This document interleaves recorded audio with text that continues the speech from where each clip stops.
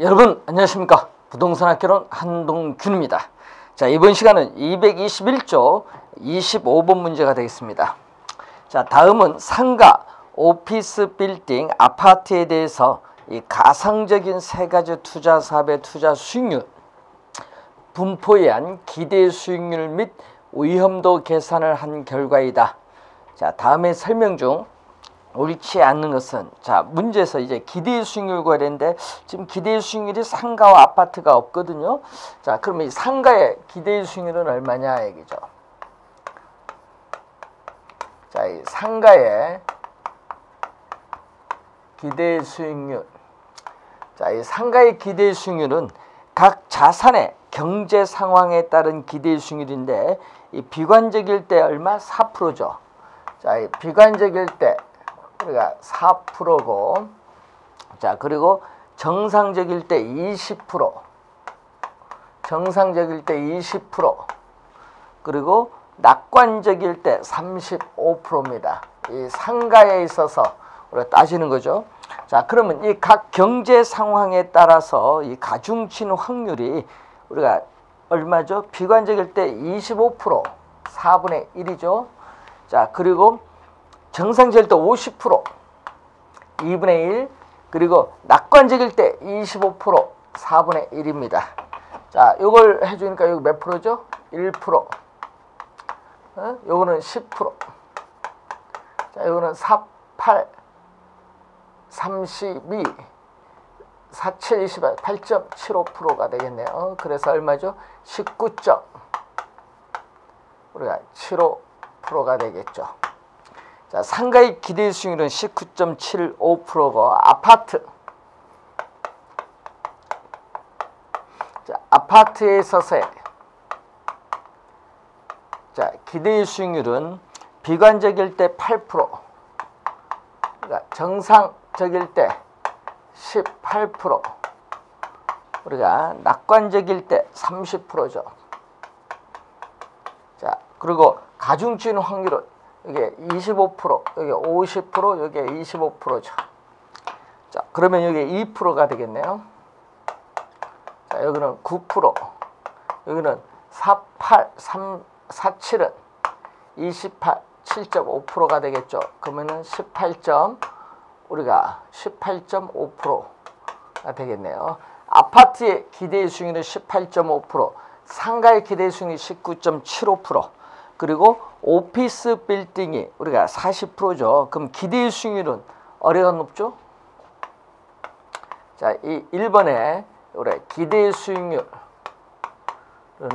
오피스 빌딩이 20.5%네요. 자, 오피스 빌딩이 지금 문제에서 20.5%고, 그 다음에 상가가 19.75%, 아파트가 18.5죠. 그래서 이 오피스 빌딩이 가장 높고 아파트가 가장 낮습니다. 맞는 질문. 부동산 유형별로 위험은 표준 편차인데, 여러분 그 표에 표준 편차가 위험인데 제일 작은 게 뭐죠? 우리가 아파트죠. 자, 위험은 표준 편차를 말하는 게 위험인데, 위험이 가장 낮은 거 아파트 7점, 우리가 79, 그 다음에 10.96인 상가, 그 다음에 오피스 빌딩이죠. 자, 여기서 여러분 봤을 때 위험이 낮을수록 수익률도 낮고, 위험이 중간, 수익률 중간, 위험이 높을수록 수익률도 높네요. 위험이 높을수록 기대 수익률도 커진다는 것을 알 수가 있습니다. 2번 맞고요. 실현 수익률이 기대 수익률에 가장 가까울 가능성이 높은 부동산. 자, 밑줄은 가장 가까울 가능성이 높은, 여기 밑줄. 여러분, 실현 수익률이 기대 수익률에 가장 가까울 가능성이 높다는 것은 위험이 작다는 겁니다. 그럼 위험이 가장 작은 부동산, 위험이 가장 작은 건 뭐죠? 아파트죠. 그래서 3번 맞고요. 위험 단위당 기대 수익률. 자, 여러분이 위험 한 단위당 기대 수익률. 자, 위험 한 단위당 기대 수익률은 변이계수의 역수인데, 위험을 측정하는 게 표준 편차죠. 이 표준 편차에 대한 우리가 기대 이 수익률 관계를 묻습니다. 자, 여기서 위험 단위당 기대 수익률, 위험 단위당 위험 7.79죠. 자, 그러면 아파트는 7.79에 아파트의 기대 수익률 18.5가 되겠죠. 네? 자, 그리고 상가는 몇 프로? 10점. 우리가 96에 상가 19점, 우리가 75%. 자, 그리고 오피스 빌딩인 경우에는 오피스 빌딩은 14.92에 20.5. 자, 어디가 가장 크죠? 여기가 가장 크네요. 아파트가 가장 크고 이런 관계네. 아파트 이런 관계. 자, 아파트가 가장 크네요. 위험 한단한 기대 수익률은 아파트, 오피스 빌딩 어디죠? 오피스 빌딩, 상가, 아파트 순으로 높은 것을 알 수 있죠. 오피스 빌딩, 상가, 아파트, 오피스 빌딩, 상가, 아파트 순으로 높은 것을 알 수가 있습니다. 4번 정답. 투자자의 요구 수익률이 20%일 경우에는, 자, 투자자의 요구 수익률이 20%다. 예? 근데 문제는 이때 투자자의 요구 수익률이 20%니까 상가는 20%보다 낮으니까 기대 수익률이, 그러면 투자를 할 필요가 없고, 또 아파트도 요구 수익률 20%보다 작으니까 기대 수익률이 작으니까 투자할 필요가 없죠. 뭐만 투자하면 돼? 오피스 빌딩이 20.5%니까 20%보다 높죠. 그래서 여러분 오피스 빌딩만 투자하면 되겠네요. 그래서 투자에 어떻게 우선순위를 고민할 필요가 없다. 뭐만 투자? 오피스 빌딩만 투자하면 돼. 그래서 정답은 4번이죠. 자, 여러분 이런 유형의 문제인데 지금 이렇게 표가 주어졌고 이렇게 그 표를 해석하는 이런 유형의 문제는요. 정답이 4번 아니면 5번에 있어요. 시험 칠 때 이건 요령입니다. 그래서 끝번호 5번, 4번부터 문제 풀면은 혹시 답이 바로 나올 수도 있다는 그러한 것도 기억 하나 해두시면 되겠네요. 자, 26번 문제로 갑니다. 자, 26번 문제 보면은 1,000억 원의 부동산 펀드가 빌딩 ABC로 구성되어 있다. 다음 설명 중 옳은 것은? 자, 빌딩 ABC에서 펀드의 기대 수익률은 뭐냐? 자, 또 여러분 이런 또 표 해석하는 건데 1번 이런 건 답이 안 돼요. 그런 건 상식적으로 좀 알아둬야 되는데, 뭐 이 펀드의 기대 수익률은 어떻게 나오냐? 자, 이 펀드의 기대 수익률은 우리가 각 부동산 펀드를 구성하는 각 자산의 기대 수익률. 자, A가 몇 프로? 6%고, 우리가 B가 10%고, 그리고 C가 12%가 되겠지. 그럼 각 이 펀드를 구성하는 이 개별 자산의 기대 수익률을 가중치로 평균하는데, 가중치가 얼마죠? 자, 가중치가 얼마? 1,000억에서 A 부동산에 100억을 투자했죠. 이게 가중치죠. 자, 그리고 B 부동산은 1,000억에서 얼마? 우리가 300억을 투자했다. 이게 B의 가중치. C 부동산은 1,000억에 얼마? 나머지 600억을 투자를 했겠지. 자, 그러면 이게 얼마다? 동두개, 그러니까 10분의 6, 0.6%가 되겠고, 요거는 10분의 30%, 3%가 되겠고, 요거는 10분의 72, 7.2%가 되겠죠. 10.8%가 우리는 펀드의 기대 수익률. 따라서 1번 지문은 틀렸습니다. 빌딩 A는 빌딩 C보다, 자, 표준 편차가 가장 작죠. 4%. 그래서 저위험, 또 기대 수익률도 6% 가장 낮습니다. 저위험, 저수익 투자 부동산. 틀린 지문. 투자자의 요구 수익률이 10%다. 자, 요구 수익률이 10%는 기대 수익률이 요구 수익률보다 높기 때문에 투자를 우리는 하겠죠. 그래서 투자하지 않을 것이다 하니까 틀린 지문.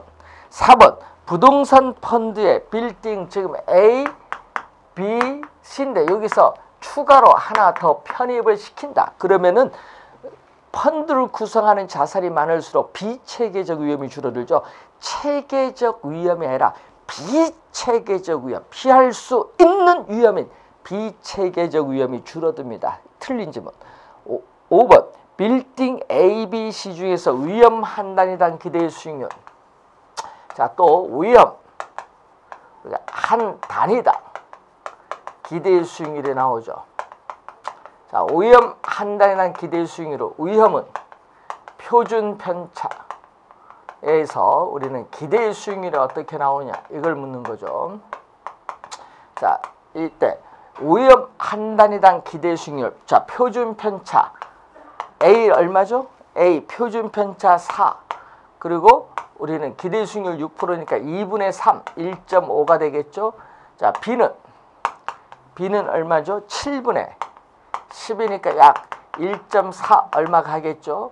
C는 10분의 10이니까 1.2인데 위험 한 단위당 기대 수익률이 가장 높은 건 A네요. A 5번 정답입니다. 자, 이렇게 문제가 4, 5번에 있거든요. 정답 잘 이해를 해 두셔야 됩니다. 자, 27번 문제로 갑니다. A, B, C 세 개의 부동산에 대한 투자 성과 측정을 통해서 다음과 같은 결과를 얻었다. 이 결과에 대한 설명 중 가장 바르지 못한 것. 자, A 부동산은 다른 부동산에 비해서 저위험. 자, 우선 저위험 수익 표준 편차가 위험이 표준 편차가 작을수록 위험도 낮죠. 7% 가장 작네요. 저위험. 또 기대 수익률도 10%로 가장 낮네요. 저수익 투자 상품 1번 맞습니다. 2번 A, B, C 부동산 모두 수익률의 움직임이 채권보다는 주식과 유사하다. 맞죠? 수익률의 움직임이 찍을까요? 자, 여러분 수익률의 움직임이라는 것은 바로 상관계수를 의미하는 내용입니다. 이걸 봐야 돼요. 여러분 상관계수는 이 포트폴리오를 구성하는 우리가 두 자산 간에 있어서의 수익률의 움직임. 자, 포트폴리오를 구성하고 있는 이 두 자산 간의 수익률의 움직임, 변동을 측정하는 지표입니다. 수익률의 움직임, 이 변동을 측정하는 지표가 상관계수를 의미하는 거죠. 자, 그러면 이 수익률의 움직임인데 이 상관계수는 마이너스 1과 플러스 1 사이에 있는 값인데 지금 상관계수가 주식, 채권이 다 어떻게 돼? 0보다 크죠.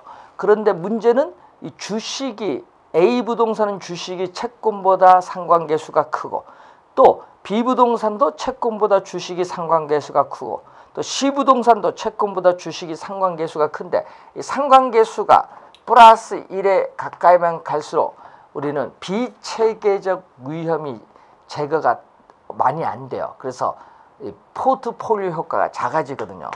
예? 상관계수가 플러스 1로 갈수록 이 포트폴리오 위험 분산 효과는 작아지면서요. 뭐가 된다? 우리는 수익률의 움직임이 뭐와 유사하다. 채권보다는 주식과 유사하다. 예? 값이 클수록 플러스 1에 가까이 갈수록 클수록 어떻게 돼요? 수익률의 움직임이 유사합니다. 그래서 수익률의 움직임이 채권보다는 유사하다. 여러분 유사하다는 거는 상관계수가 크다는 걸 말합니다. 그래서 2번 맞는 질문. 3번 변이계수를 통해 위험 조정 수익을 측정하면은 우리가 B 부동산, A 부동산 두 개를 따져야겠죠. 자, 그러면 3번에 변이계수를 조정을 하면은 이 변이계수는 기대 수익률 단위당 위험도를 얘기하겠죠. 자, 이 기대 수익률 단위당 위험도가 변이계수입니다. 따라서 이 기대 수익률 1%당 위험도 이 표준 편차가 어떻게 되냐 이걸 묻는 내용이죠. 자, 이때 A 부동산 얼마? 기대 수익률 A 부동산 10%, 표준 편차 7이니까 0.7이고 또 B 부동산은 14분의 15, B는 14분의 15가 되겠지. 그러니까 어디가 커? 이게 크죠. 예? 그럼 변이계수의 값은 뭘수록 기대 수익률 1%당 위험이 낮을수록 유리하죠. 위험 회피형 투자자에게는. 그래서 뭐를 A가 우월한 상품입니다. 변이계수의 값이 낮은 A가 B보다 우월합니다. 3번 정답. 4번 이 평균 분산 결정법을 따를 경우에 C 부동산을 투자 대상에서 제외하죠. 왜냐? B와 비교할까요? 자, 여러분이 기대 수익률, 자, 평균 분산의 지배에 원래서 B는 얼마죠? 14%죠. 자, B는 14%고 C는 13%가 되겠죠. 자, 그리고 표준 편차 위험을 따졌더니 또 B는 얼마? B는 15%고 또 C는 16%죠. 자, 이때 기대 수익률은 B가 C보다 높고 표준 편차가 또 C보다 작죠. 위험도 작아요. 뭐를 선택한다?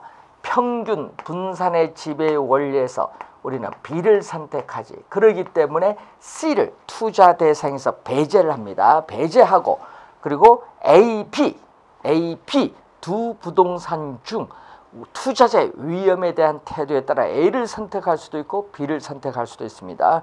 4번 맞는 질문. 5번 금융상품과 결합한 포트폴리오를 구성할 경우에 다른 금융상품들과의 상관계수가 낮은, 자 여러분 A 부동산은 주식 채권이 B보다 높죠. 그리고 C 부동산도 B보다 상관계수가 높아요. 그래서 상관계수가 낮은 부동산이 다른 부동산보다 좋은 포트폴리오 구성이 되죠. 왜? 상관계수가 클수록 포트폴리오 효과는 작아지고 반대로 상관계수가 작을수록 포트폴리오 효과는 커지죠. 그래서 상관계수의 값이 작을수록 포트폴리오 효과는 큽니다. 그래서 5번은 맞는 지문이죠. 3번 정답입니다. 자, 이렇게 표를 이용한 해석 문제 상당히 중요한데 확인해 보시기 바라고요. 자, 28번. 다음은 부동산 투자의 결정 과정에 대한 설명이다. 틀린 것. 민감도 분석을 통해서 투자에 영향을 미치는 변수 중 가장 민감한 영향 요소가 무엇인지를 파악할 수 있다. 맞는 지문이고, 민감도 분석은 서로 다른 투자의 상대적 위험을 측정하여 비교하는 수단이 되겠죠. 그래서 이 민감도가 높을수록 우리는 위험도 높은 투자 아니라는 것을 알 수 있어야 됩니다. 한 투자자에게 최적인 포트폴리오가 다른 투자자에게는 최적이 아닐 수 있는데 그 이유는 투자자에 따라 효율적 전선이 달리 나타나기 때문 하니까 틀렸죠. 즉 투자자들의 위험에 대한 태도를 나타내는 무차별 곡선이 서로 다르기 때문에 그렇습니다. 따라서 3번 정답이 되겠죠. 자, 4번 평균 분산 결정법은 단순히 기대 수익률의 평균과 이 분산 등의 통계치만으로도 기대의 효용에 있어서의 상대적 크기를 비교하는 방법이다. 맞는 질문이죠. 그래서 우리가 우리는 투자 결정을 하는 방법입니다. 변이계수는 이 기대 수익률에 대한 표준 편차의 값으로 나타나네요. 3번 정답입니다. 29번 부동산 투자에 따르는 위험과 수익, 포트폴리오 이론에 대한 설명 중 가장 적절하지 않은 것.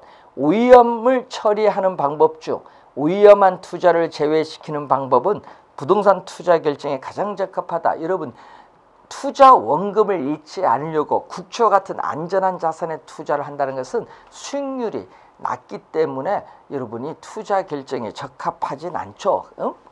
이제 수익률이 가장 낮습니다. 그래서 불을 극대화시켜주지 못합니다. 그래서 1번 정답. 포트폴리오 구성 자산 수를 무작위적으로 늘리더라도 포트폴리오 위험은 우리는 감소되는 것이 원칙이다. 이런 포트폴리오를 구성하는 자산의 수가 많을수록 통계적으로 위험은 감소합니다. 맞는 질문.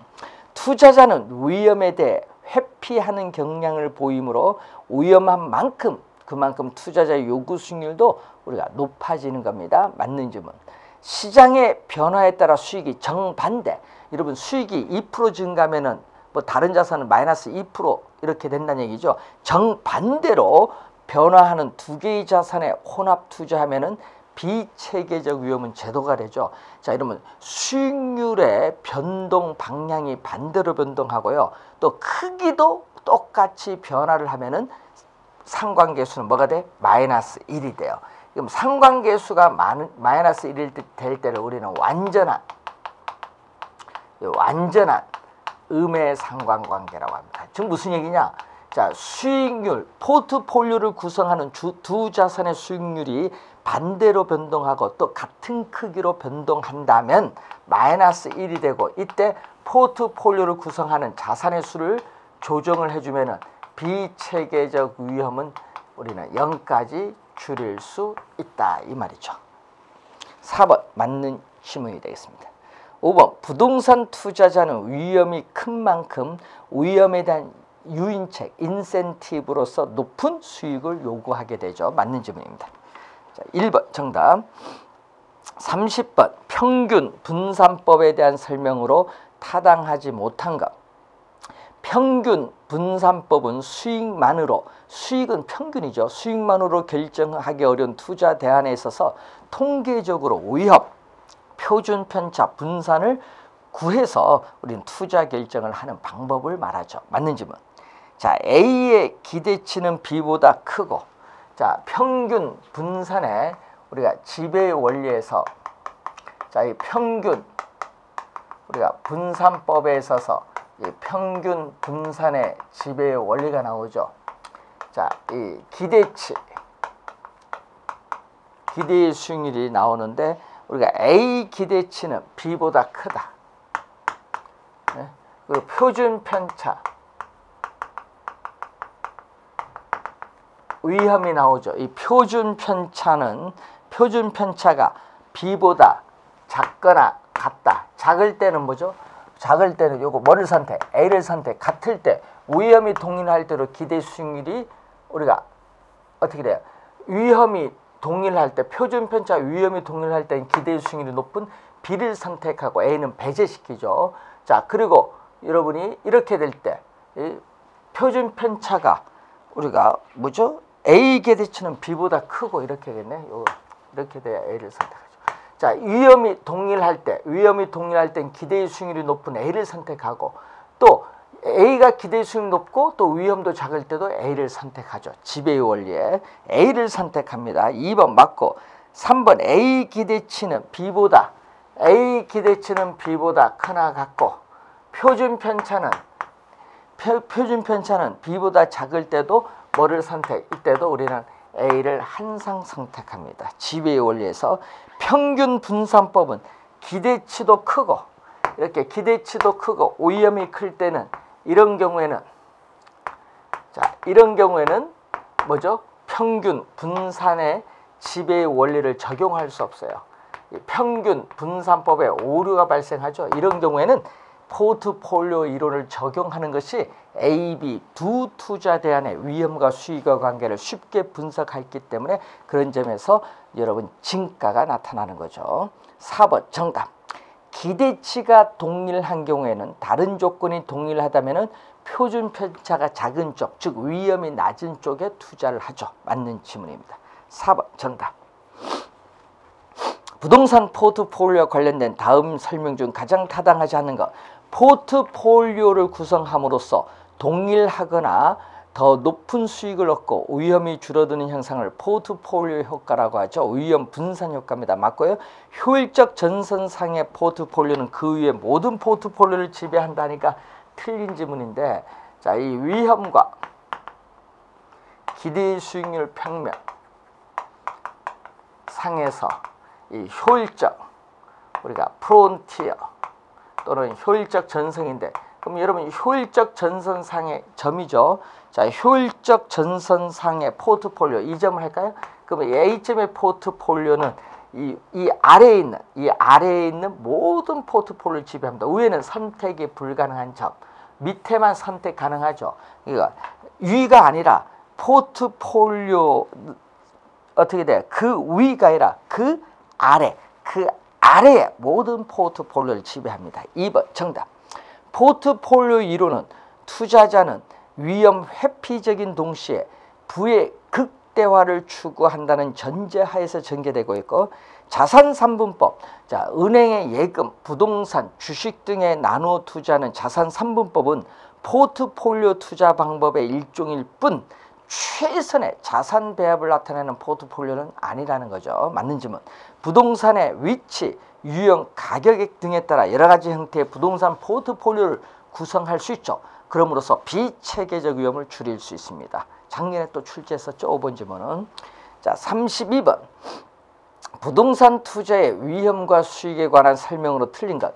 부동산은 인플레이션 상황에서는 물가가 지속적으로 오르죠.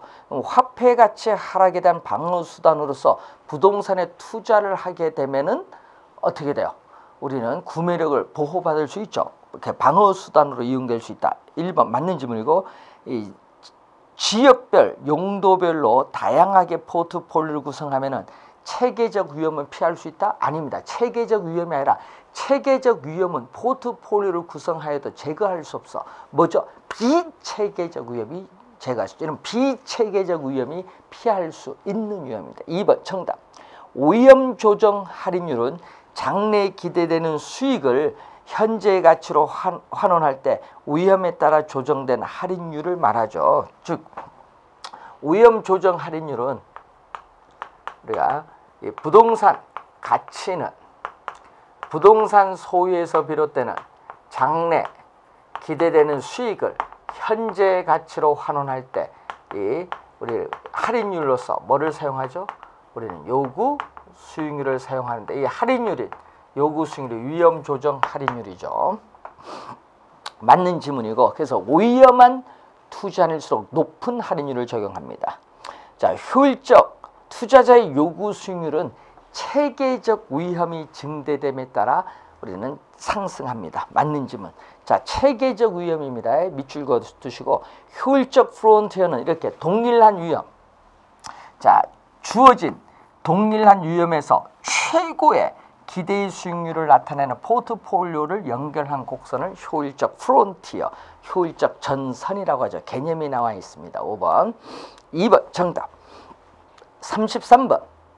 다음은 포트폴리오 이론에 대한 설명이다. 가장 옳은 것은 포트폴리오를 구성하는 자산의 수가 많으면 많을수록 불필요한 위험, 비체계적 위험은 통계적으로 제거됩니다. 상관계 수가 또 뭐할수록 작을수록 포트폴리오 효과는 크죠. 위험 분산 효과는 크게 나타난다. 기업 맞는 질문.